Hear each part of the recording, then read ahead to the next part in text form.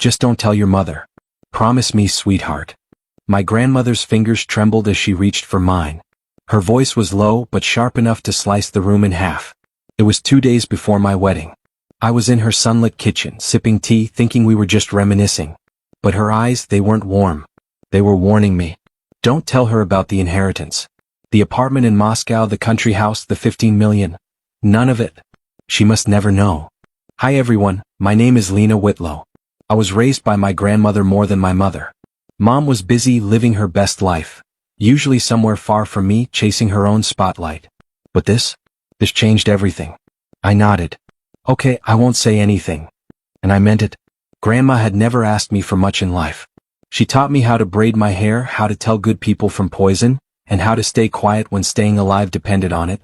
She hugged me tighter than usual that night. 2 days later, I walked down the aisle in my grandmother's veil, heart full.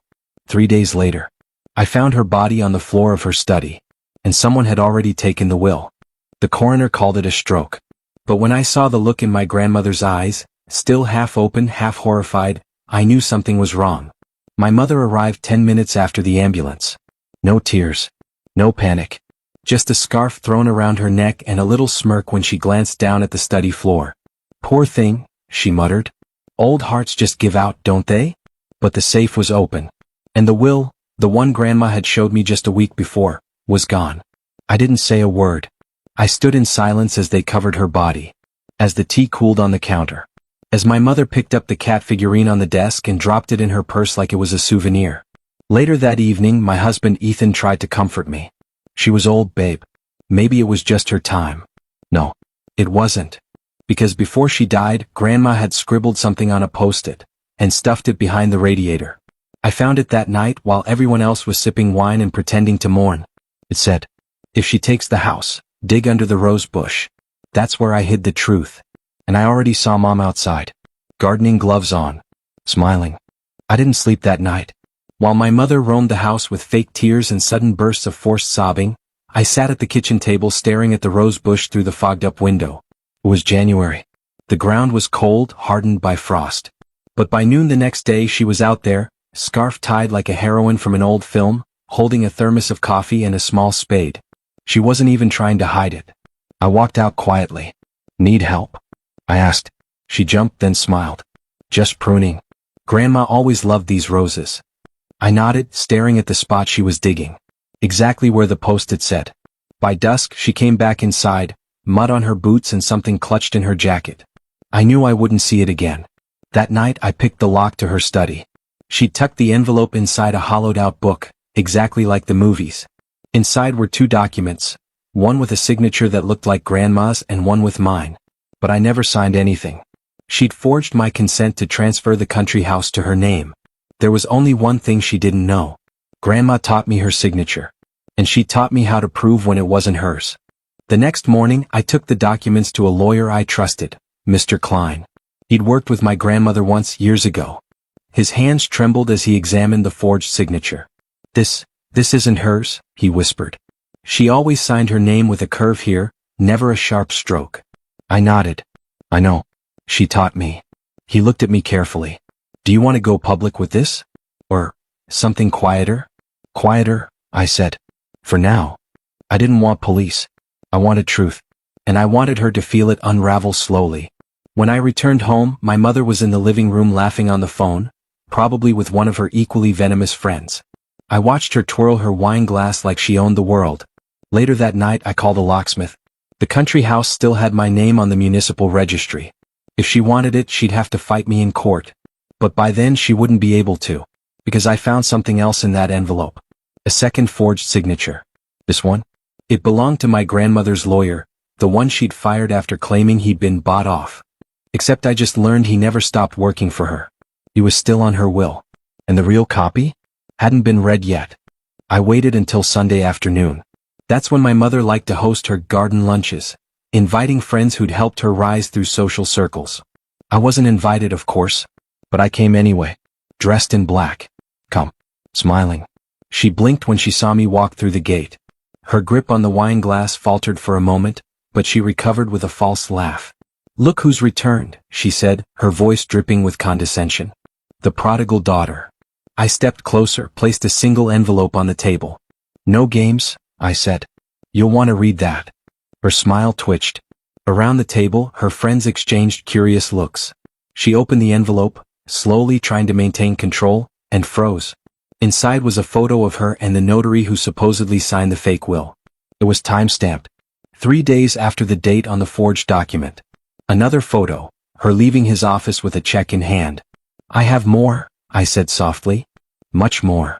Her friends were no longer smiling. I leaned in. You can confess. Or I can speak. Her eyes didn't blink. You wouldn't dare. I tilted my head. I already did. Because as she read those photos, the lawyer was already in the courtroom, filing the real will. And soon she'd be called in for questioning. By Monday morning the storm had begun.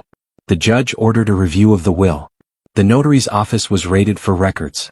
And my lawyer, quiet, precise, filed a petition to freeze all transfers of assets until the truth was settled. My mother stopped answering calls.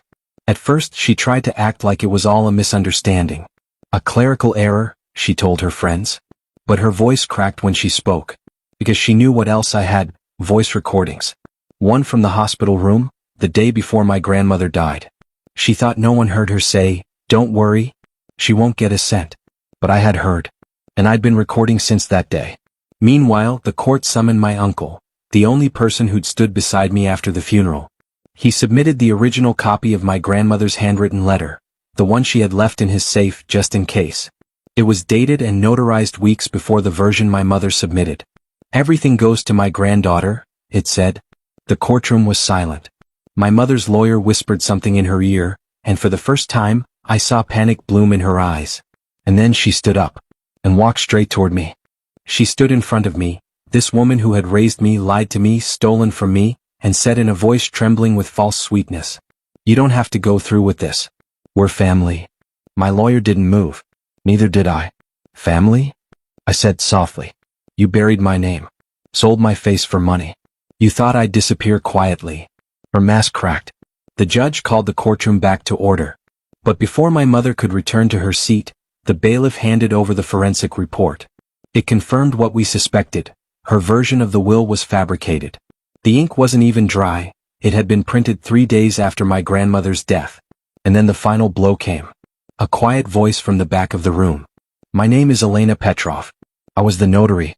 That version of the will you submitted, your mother bribed my assistant to fake it. I quit the same day. Gasp. Reporters. Flashbulbs. My mother stared at the floor, her face pale. Her lawyer backed away. Outside, snow was falling. Inside, the judge's gavel fell. And just like that, the silence was broken. Forever. But I still hadn't said the one thing I'd waited all these months to say. She tried to stand, but her knees gave out. The bailiff caught her just before she hit the ground. My mother, once so proud, so cunning, now looked up at me like a stranger begging for a name she'd forgotten. You don't have to do this, she whispered. I stepped forward. Calm, measured, and in full control. Your lawyer told you to settle. You didn't listen. My grandmother begged you to stop chasing her money. You didn't listen. I gave you silence, and you mistook it for weakness. She tried to speak, but I raised my hand. My name is Alexander Valov. You erased it from the family records. But today that name signs over every apartment, every deed, every ruble you thought you'd stolen. From my coat pocket, I pulled a small velvet box and set it gently on the table in front of her. It was her ring, my grandmother's. The one she pawned and lied about losing. I bought it back the day I buried her, I said. Reporters swarmed the hallway as I walked past. Outside, my wife stood waiting with our newborn daughter in her arms. I kissed her forehead. And as the snow melted under my boots, I looked toward the courthouse steps. And never once looked back.